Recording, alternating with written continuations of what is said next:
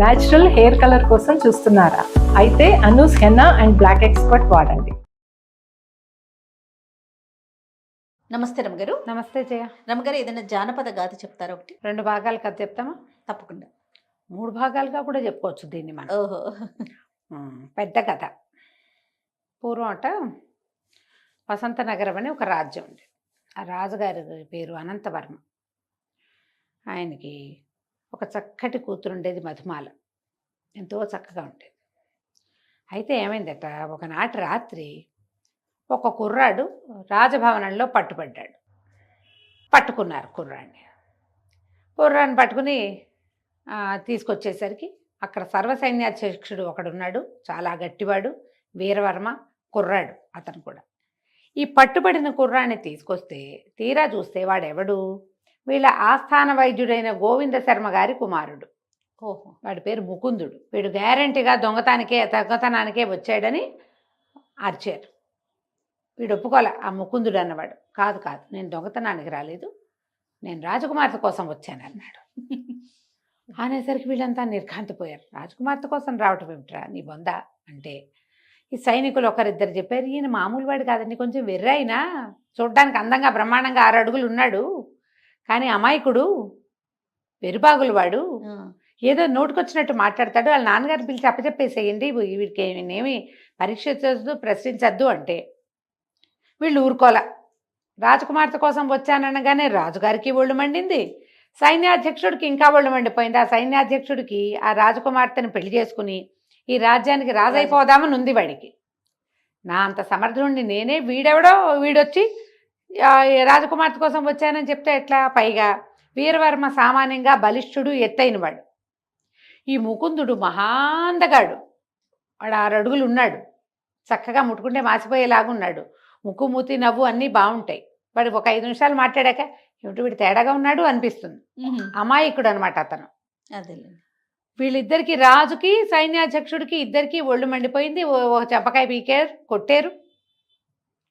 రాజకుమార్తె కోసం రావడం అంటే, రాజకుమార్తె అంటే నాకు పంచప్రాణాలు, మేమిద్దరం అప్పుడప్పుడు కలుసుకుంటున్నాము, రాజకుమార్తె కూడా నేనంటే ఇష్టం, వాళ్ళప్పుడెప్పుడో నేను వచ్చినప్పుడు ఆమె నవ్వింది, తర్వాత మేమిద్దరం మాట్లాడుకున్నాం అని చెప్పాడు. దీనికి పూర్వభాగం ఏం జరిగింది, గోవింద శర్మ గారు ఆస్థాన వైద్యుడు.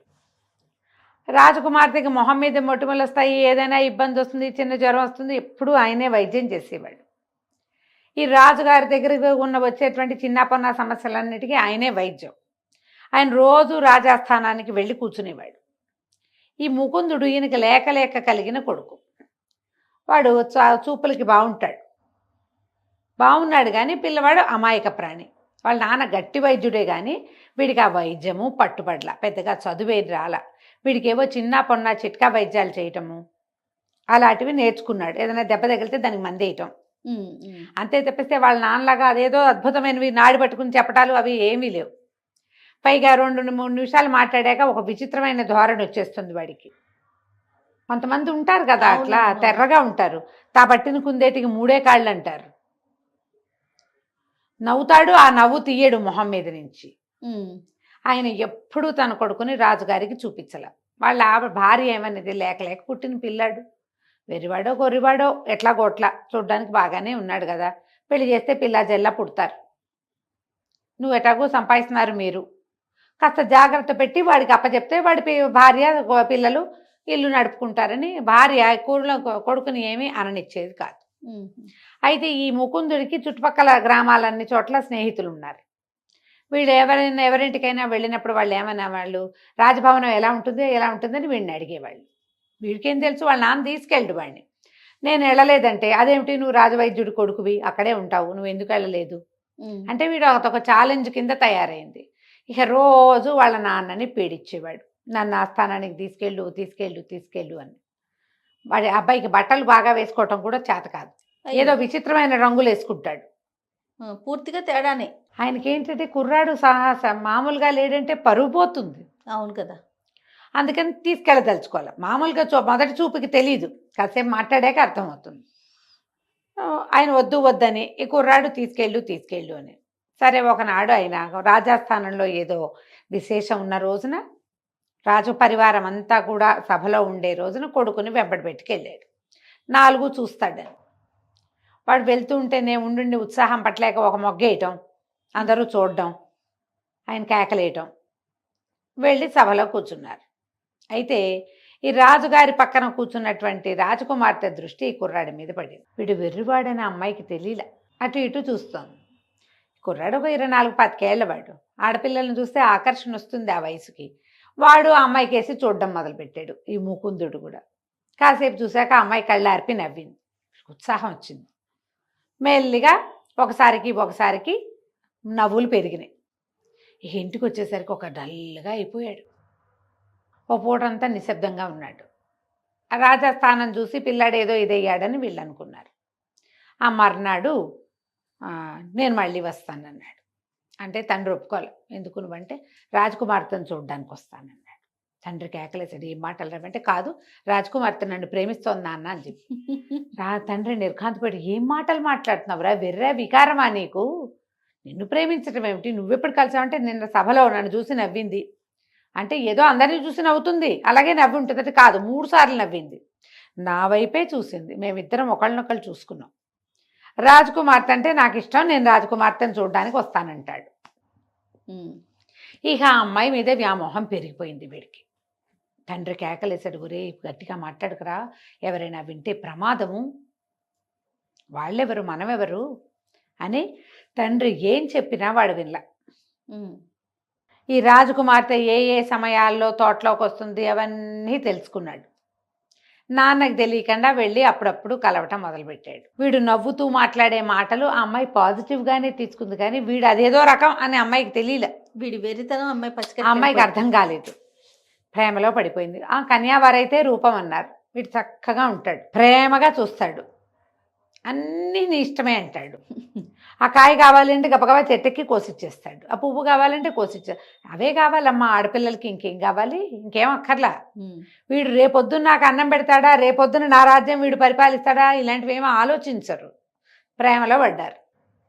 మధ్యలో ఏమైంది, రాజకుమార్తెకి ఏదో కొంచెం జలుబు చేసింది. ఆ అమ్మాయి తోటలకి దొడ్లోకి రాల. వీడు రాజకుమార్తెను చూడడానికి అంతఃపురంలోకి వెళ్ళిపోయాడు. మేమిద్దరం ప్రేమించుకుంటున్నామని రాజుగారికి చెప్పేశాడు. రాజుకు పిచ్చి పిచ్చి కోపం వచ్చింది. వీడిని బంధించండి, గోవింద శర్మని పిలవండి అన్నాడు. గోవింద శర్మ వచ్చాడు. పిల్లాడేమో, ఒరే వాళ్ళ నాన్న ఎంత సైగ చేసినా నోరు మూసుకోరా అన్నా వీడు ఊరుకోడు. మేమిద్దరం ప్రేమించుకున్నాం, ఫలానప్పుడు కలిసాం, ఇప్పుడు కలిసాం, అవన్నీ లిస్ట్ ఇచ్చేసాడు. రాజుకు ఒళ్ళు మండిపోయింది. చంపేయండి వీడిని అన్నాడు.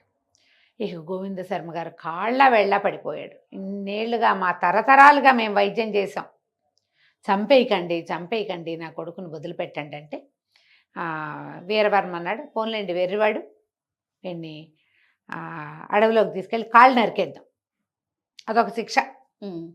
గోవింద శర్మ గారు, అతని బదులు గోవింద శర్మని జైల్లో పెట్టాలి. ఓహో, ఈయన ఒప్పుకున్నాడు. చంపేయద్దు, ఎట్లా కొట్లా బతికించి ఉంచండి అంటే గోవింద శర్మ గారిని వచ్చారు సాల్లో పడేసి, ముకుందుడిని తీసుకెళ్ళి అడవిలో పారేసి వాడి 2 కాళ్ళు నరికేసి వెళ్ళిపోయారు సైనికులు. వాడు అడవిలో పడున్నాడు. ఏం చేస్తారు? నరికేయటానికి వచ్చినటువంటి తలార్లలో ఒకడు ఏం చేశాడంటే, ఈ గోవింద శర్మ గారు వాడి పిల్లల్ని కాపాడాడు వైద్యం చేసి. వాడు కొంత ఆహారము కొంత ధనము వచ్చేటప్పుడే పట్టుకొచ్చి, బాబు ఇక్కడ పెడుతున్నా, ఎట్లా కొట్లా బతికిపోనాయన, మీ అమ్మ బెంగ పెట్టుకుని చచ్చిపోతుంది, నువ్వు బతికే ఉండటానికి ఒక ఆసరా ఉంటుందని అవేవో అప్పచెప్పేసి వెళ్ళిపోయారు.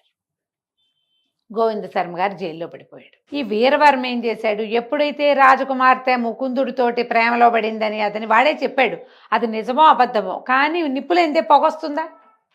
పైగా మాటలు మార్చి చెప్పేవాడు కాదు, ఏదుంటే అది చెప్పేస్తాడు.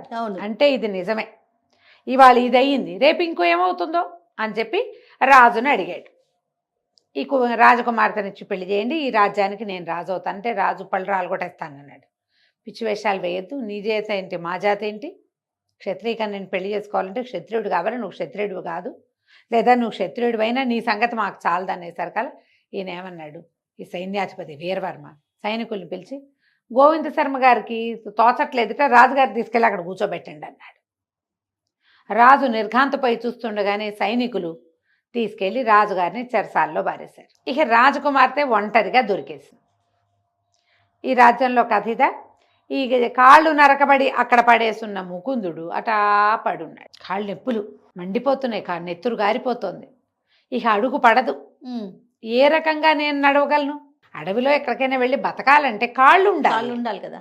చేయి లేకపోయినా బతకచ్చు. ఒక చేయి పోయిందనుకో, ఓ చెయ్యి ఓ కాలు కాకుండా 2 కాళ్ళు నరికేశారు. అయ్యి వికలాంగుండి అయిపోయాను నేను. వాడు ఏడుస్తూ పడున్నాడు. కాసేపటికి పిచ్చి దాహం వేసేస్తోంది. ఏం చెయ్యాలో తెలియదు. అటా పడుంటే ఇంతలో ఏమైంది, ఏదో పెద్దగా కిచకిచ కిచ అనే శబ్దం అయ్యి ఒక పక్షి ఒకటి పరిగెత్తుకుంటూ వచ్చి ఇతని దగ్గర పడిపోయింది. ఎక్కడి నుంచో చిన్న పక్షి, పెద్ద తోక, చాలా కుచ్చుకుచ్చుగా ఉంది. దానికి వెనకకి అంత పుల్ల దిగి ఉంది వెనక భాగంలో. అయ్యో అని దాని దగ్గరికి తీసుకున్నాడు. ఆ పక్షి వెంటనే ఏం చెప్పింది, విచిత్రంగా మాట్లాడింది. నన్ను రక్షించు, నన్ను రక్షించు, నీకు సహాయం చేస్తాను, 2 వేటగాళ్ళు వస్తున్నారు, వాళ్ళ నుంచి నన్ను రక్షించు అనగానే ఏం చేశాడు, వీడికి చిన్న చిన్న వైద్యాలు తెలుసు కదా, ఆ పుల్ల లాగేసి విసిరేశాడు. విసిరేసి కాస్త అటు ఇటు చూస్తే ఏవో 2-3 ఆకులు కనపడ్డాయి. డేక్కుంటూ మెల్లిగా ఆకులు తీసుకొచ్చి నలిపి ఆ పక్షికి ఎక్కడైతే దెబ్బ తగిలిందో, పుల్ల లాగేశాడుగా, అక్కడ పెట్టేసి దాన్ని గట్టిగా అదం పెట్టి ఆ పక్షిని ఇట్లా తన బట్టల్లో దాచుకుని పొదల చాటుకి మెల్లిగా డేక్కుంటూ వెళ్ళి ఒక పొద చాటును కూర్చున్నాడు. 2 వేటగాళ్ళు వచ్చారు అక్కడికి. ఇక్కడే ఎక్కడో పడిందిరా, ఎక్కడ ఉంది అని వెతకడం మొదలుపెట్టారు. ఎంత వెతికినా వాళ్ళకి కనపడ్డా. ఇంతలో ఏమైంది, ముకుందుడు వెర్రివాడంటే ఒక టెంపర్తనం ఉంది కదా వాడికి. వీడు ఏ పొదలో దాక్కున్నాడో ఆ పక్కన ఒక పొట్ట ఉంది, అందులోంచి ఒక పాము వస్తుంది బయటికి. వీడు ఏం చేశాడు, చటుక్కున ఆ పాముని పట్టుకుని ఆ అక్కడ తిరుగుతున్న ఆ వేటగాళ్ల వైపుకి విసిరేశాడు. ఎప్పుడైతే విసిరేయబడిందో ఆ పాము బుస్సు అనేసరికల్లా వేటగాళ్ళు 2 కంగారు పడి, అబ్బో ఏదో పుట్ట చేదిరినట్టుంది, పద పద ఇక్కడ ఉండుండదు పిట్ట అని వాళ్ళిద్దరూ అవతల పారిపోయారు. ఈ బట్టల్లో నుంచి ఆ పిట్టను బయటికి తీస్తే ఆ పిట్టను అడిగాడు, ఎవరు నువ్వు, ఇదేంటి ఎట్లా మాట్లాడుతున్నావు, నీకు మాటలు ఎట్లా వచ్చు అంటే, నాకు చాలా విషయాలు వచ్చు, నాకు 200 రెట్లు బరువున్న వస్తువుని కూడా మోయగలను, అందుకని వీళ్ళు తమ దగ్గర ఉంటే వీలుగా ఉంటుందని వాళ్ళు నన్ను పట్టుకోవటానికి ఈ పని చేశారు. నాకు చాలా శక్తులు ఉన్నాయి, నేను ఎక్కడి నుంచైనా ఏదైనా చేసేయగలను.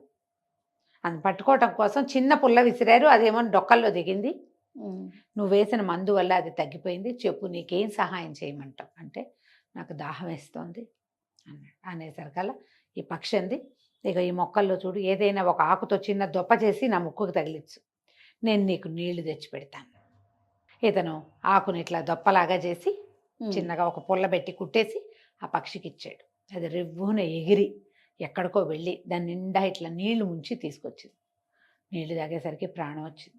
ఇలా ఏం జరిగింది ఏమిటి అంటే, అప్పుడు చెప్పాడు దుఃఖిస్తూ, నేనేం చేయను, రాజకుమార్తెను ఎంతో ప్రేమించాను మధుమాలని, రాజుగారేమో నా కాళ్ళు నరికించేశాడు, ఇక్కడ పడేశారు, మా నాన్న జైల్లో ఉన్నాడు, నన్ను వెరుబాగులు వాడు అంటారు వాళ్ళంతా, నేను రాజకుమార్తెను ప్రేమించా, రాజకుమార్తె కావాలి నాకు, ఈ కాళ్ళు కావాలి కాదు, వాడికి రాజకుమార్తె కావాలి అనేసరికి పక్షి నవ్వింది. అయితే నీ కాళ్ళు వస్తాయి, రాజకుమార్తె వస్తుంది. ఇక్కడికి చాలా దూరంలో ఒక ఆశ్రమం ఉంది, అక్కడ సుమాలిని అని సుమమాలిని అనేటువంటి ఒక తపస్విని ఒక అమ్మాయి ఉంటుంది, ఆమెను చూడు, ఆమె నీకు కాళ్ళు వచ్చేలా చేస్తుంది, రాజకుమార్తె దక్కేలాగా చేస్తుంది అనేసరికల్లా వీడు ఏడ్చాడు. నేనేలా వెళ్తాను, ఈ కాళ్ళే లేవు కదా, ఎట్టా వెళ్ళగలను అంటే, ఇది నవ్వింది పిట్ట, ఒక పని చేయి, నిన్ను నేను అక్కడికి తీసుకెళ్తా, ఇక్కడ ఉన్నవి చెట్ల నుంచి తాళ్ళు ఆకులు వాటన్నిటినీ చేసి ఒక ఉయ్యాలలాగా చేసుకో, నువ్వు అందులో కూర్చో, నేను నిన్ను మోసుకెళ్తా. అదే 200 రెట్లు ఎక్కువ మోయగలదు కదా, నేను మోయగలను నేను నిన్ను అక్కడికి తీసుకెళ్తాను, ముక్కుతో పట్టుకుని తీసుకెళ్ళిపోతా అంటే, వీడు ఏం చేశాడు, మెల్లిగా అక్కడున్న ఆకులు అలములు అవన్నీ ఇది చేసి తన కాళ్ళకి వేసి కట్టుకున్నాడు. నెత్తురు గారటం ఆగింది, ఒక రవ్వ నొప్పి తగ్గింది. మెల్లిగా డేకి ఈ అడవి తీగలు లతలు ఉంటాయి కదా, ఆ తాళ్ళన్నీ లాగి తను కూర్చోటానికి ఒక దొన్నె లాంటిది తయారు చేసుకున్నాడు, జోల్లాగా. ఈ జోలలో కూర్చోగానే ఈ పక్షి లేచి దాన్ని ఇట్లా ముక్కుతో లేవదీసి తీసుకుపోయి ఒక ఋష్యాశ్రమం దగ్గర దింపింది. ఆ ఋష్యాశ్రమంలో దిగిన ఈ ముకుందుడు, కాళ్ళొచ్చాయా, రాజకుమార్తె దక్కిందా, ఈ ఋష్యాశ్రమంలో ఎవరున్నారు మనం వచ్చే భాగంలో తెలుసుకుందాం. తప్పకుండా రమ్మగారు. నమస్తే. నమస్తే జీ.